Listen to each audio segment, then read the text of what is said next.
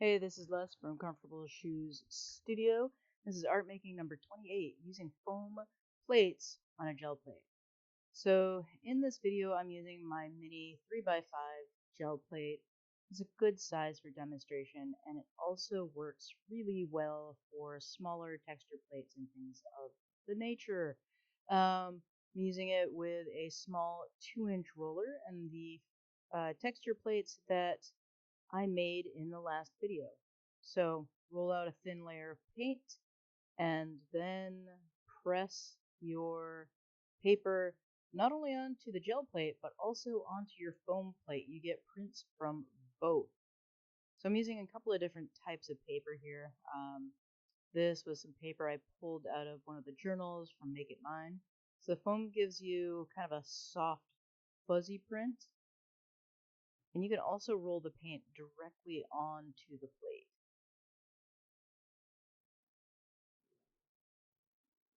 This works better if you're using like an open acrylic or something with a slow drying time.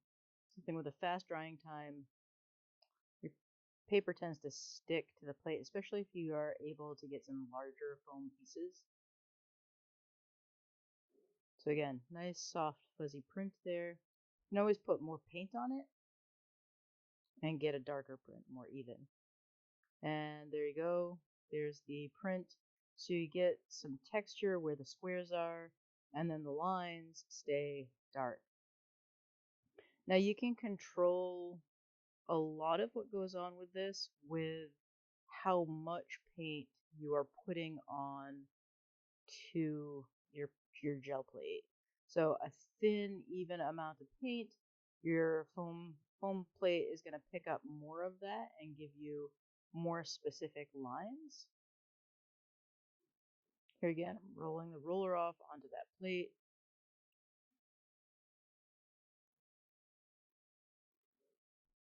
I felt I had put just a little too much paint on there. I'm using a different texture plate.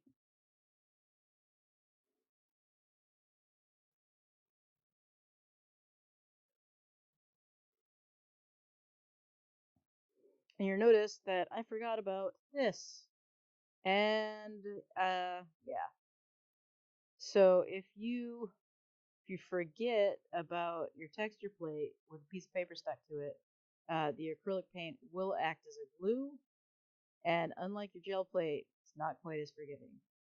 So I was able to rub most of that paint off, and if I had just taken this to the sink, the paint and the paper would have just slid off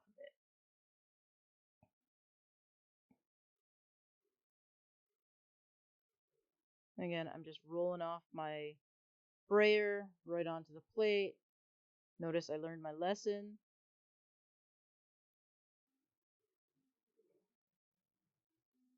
Sometimes the texture plate will deposit a little bit of wet paint onto your gel plate. That can be super fun.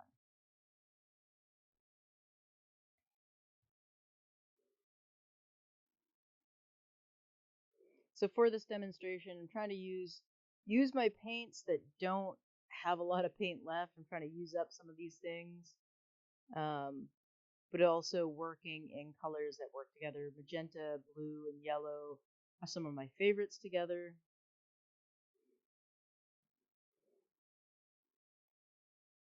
So I found that the texture plates seem to work better after they get a little bit of acrylic kind of smushed up on them. Like you need a little bit of a buildup of acrylic paint for them to work really well. You get a smoother print. I think that, well, the foam has little holes in it, and so it is those little holes fill up with the acrylic paint, and you get a better print there. So this is, I'm just looking to make like some super textured paper for a collage.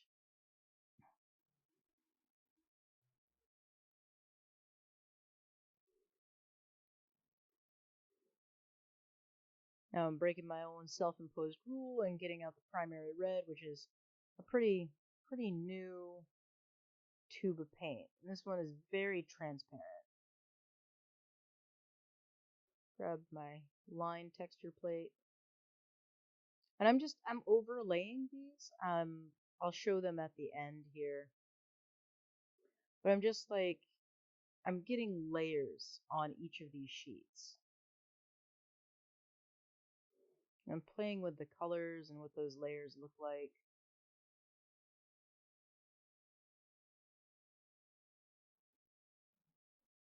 So the great thing that I like about these texture plates in particular is that, first off, they're almost free.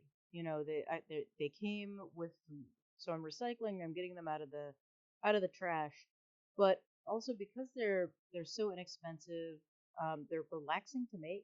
I will, sit in front of the TV, watch some TV, and make a few of these. Just chill out, make some patterns in the foam, some repeating textures. It doesn't take long.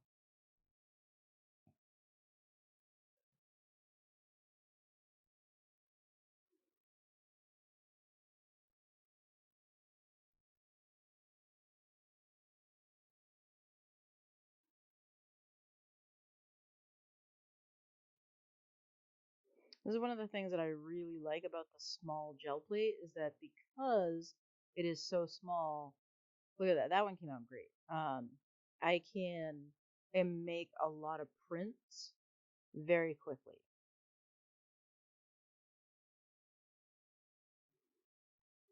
And if I were playing with registration, I could also, you know, get the get the paper to print in almost the exact same spot every time.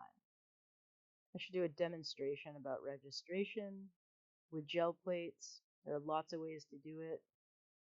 One of my favorite ways is to put the gel plate onto a sheet of acetate, and then it sticks really well to the acetate. So like the original backing it comes with, but larger. That way it gives me handles and I can flip the whole gel plate directly upside down, and because you can see through it, you can position it pretty easily um, to get a good registration. I'm just showing a few of the prints here. You notice they're pretty rough. There's a lot of like rough texture. I like that, and I'm looking to that.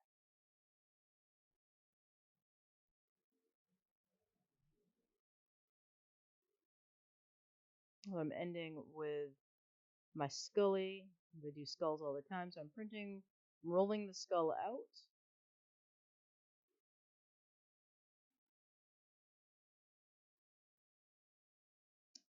Yeah, he did a great print.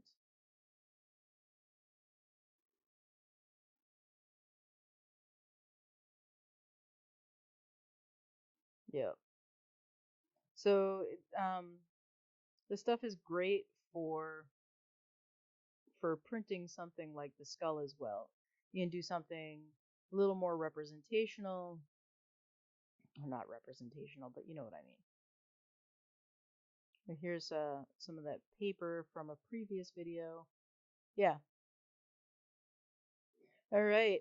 So that's almost the end of this video, and I just want to take a moment and thank all of you for your support, especially as the channel goes through a few growing pains, as I decide how I'm going to do this, what's sustainable for me. I just really appreciate everyone's support. If you're interested in reading more about the stuff that I do have my Ko-fi account over on Ko-fi. It'll be linked down below in the description, and you can follow over there. Buy me a coffee if you like what I do here. And thank you for all of your support. Thank you for the comments and the thumbs up, the likes, and all of that. I really appreciate it. It means so much. And thank everyone who has made this possible. I appreciate you more than anything. Thanks and bye.